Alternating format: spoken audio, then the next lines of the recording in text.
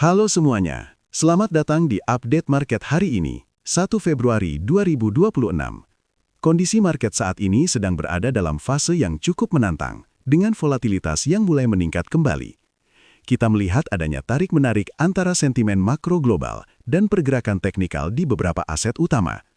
Mari kita bedah bersama bagaimana narasi besar minggu ini akan mempengaruhi portofolio kita. Sebelum kita masuk ke pembahasan lebih dalam, perlu diingat bahwa seluruh konten dalam video ini bersifat edukasi dan berbagi informasi semata. Ini bukan merupakan saran keuangan atau ajakan untuk melakukan transaksi tertentu. Keputusan investasi sepenuhnya ada di tangan Anda, jadi pastikan untuk selalu melakukan riset mandiri secara mendalam. Kita lanjut ke pembahasan berikutnya mengenai kalender ekonomi. Minggu ini akan menjadi periode yang sangat sibuk bagi pasar finansial global. Hari ini ada agenda anggaran Persatuan India yang bisa mempengaruhi likuiditas regional. Namun, perhatian utama pelaku pasar tertuju pada keputusan suku bunga dari beberapa bank sentral besar seperti Australia, Inggris, dan kawasan Eropa di pertengahan minggu nanti. Dari Amerika Serikat, data tenaga kerja non-farm payrolls di hari Jumat besok akan menjadi penentu arah kebijakan moneter ke depan. Kondisi market lagi sensitif terhadap data-data ini, jadi pergerakan bisa sedikit liar. Berita makro pertama datang dari Amerika Serikat, di mana Federal Reserve memberikan sinyal adanya kemungkinan kenaikan suku bunga lanjutan. Tekanan masih terasa karena inflasi yang dianggap masih cukup persisten, dan pasar tenaga kerja yang masih terlalu kuat.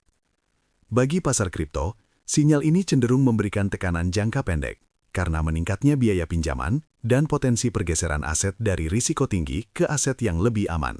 Beralih ke benua biru, inflasi di Eurozone dilaporkan mulai sedikit melandai menjadi 4,2%, turun dari sebelumnya 4,5%. Meski melambat, angka ini masih berada di atas target Bank Sentral Eropa. Situasi ini menciptakan ketidakpastian mengenai kebijakan moneter di Eropa yang terkadang membuat investor mulai melirik aset digital sebagai alternatif lindung nilai terhadap devaluasi mata uang lokal. Kabar positif muncul dari Asia, di mana pemerintah Cina mengumumkan paket stimulus baru untuk mendukung pertumbuhan ekonomi mereka.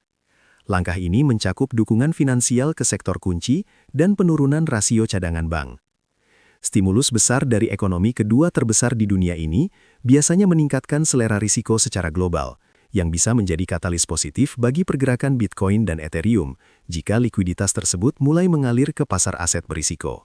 Sekarang kita lihat suasana hati market melalui Fear and Greed Index. Saat ini skor berada di angka 18, yang berarti pasar sedang dalam kondisi ketakutan ekstrim atau extreme fear.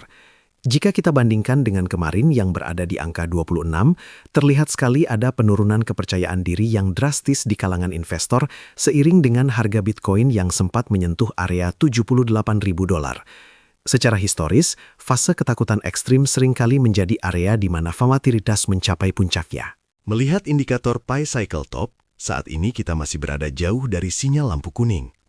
Garis moving average 110 hari berada di kisaran $95.345, sementara target puncaknya berada di angka $201.906.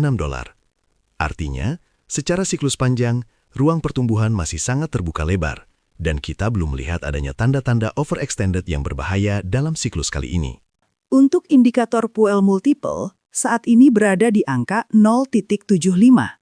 Angka ini menunjukkan bahwa pendapatan para penambang Bitcoin masih berada dalam level yang relatif wajar dan belum masuk ke zona merah atau fase distribusi besar-besaran. Biasanya, zona puncaknya baru akan tercapai jika angka ini menembus 2,2. Jadi, pergerakan saat ini lebih terasa seperti konsolidasi di tengah siklus daripada akhir dari sebuah tren naik.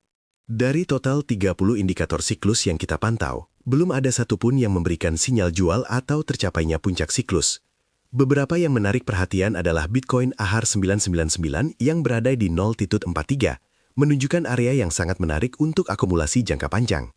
Selain itu, MVRV Z-Score juga masih sangat rendah, di angka 0,78, jauh dari level 5 yang biasanya menandai puncak pasar. Secara keseluruhan, data menunjukkan mayoritas indikator masih berada dalam zona tahan atau akumulasi.